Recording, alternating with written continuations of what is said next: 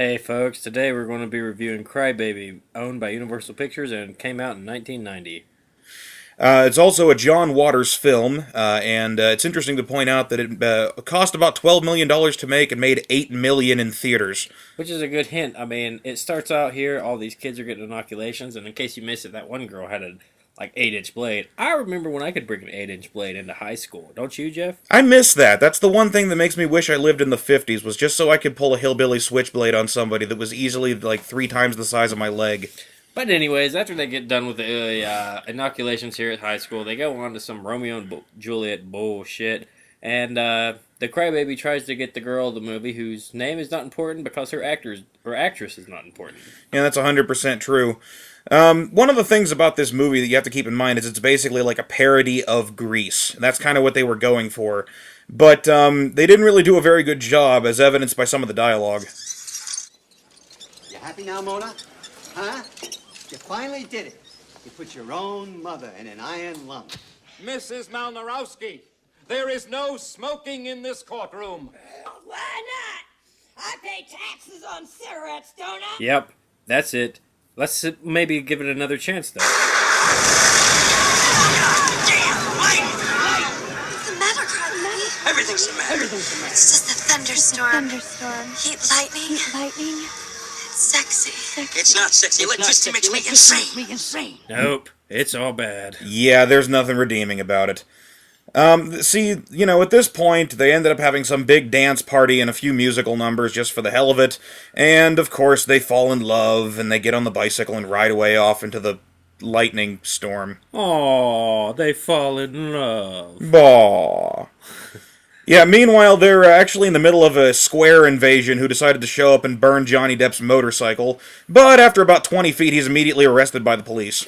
And of course, the police is chiefed by Willem Dafoe here, who graciously smacks Johnny Depp on the ass. Just in time. I swear to God, that was the best part of the entire film, still watching him slap him on the ass. We had a lot of fun editing this, just because of the number of times we got to see that slap.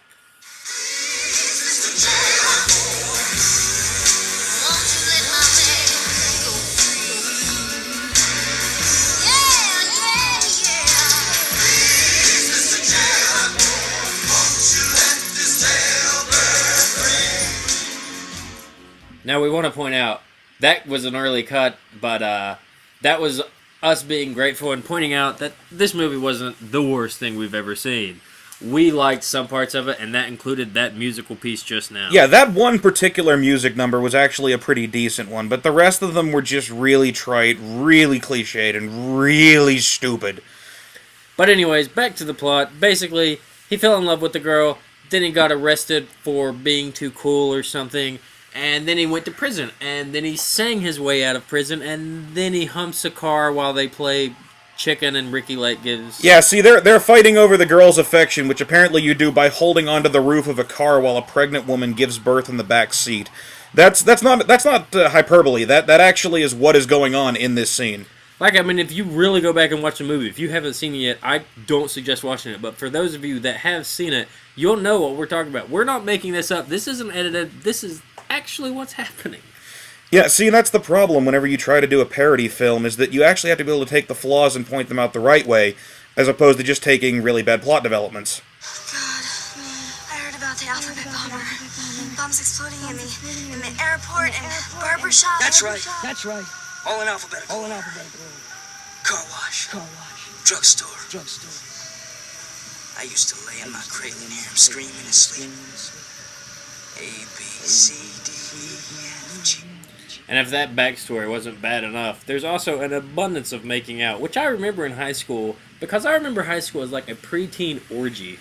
Yeah, that's the way most people seem to remember it. Not me, but maybe I just wasn't fortunate enough, that or I didn't have standards low enough to make out with that chick. Oh, I got standards low enough to make out with that chick. Yeah, I suppose after enough whiskey, this kind of stuff right here would probably actually become pretty commonplace. Yeah, we're coming up on the money shot right here. You guys know what we're waiting for. Show her to us. Come on. That's... Oh, it hurt. I was trying to be kind to this movie. But, there's only so many times you can see stuff like this and not think it's just hackneyed bullshit. I mean, all things considered, I'd say we have to give this an 11. I'd give it 11. Brucey, if you'll do the honors.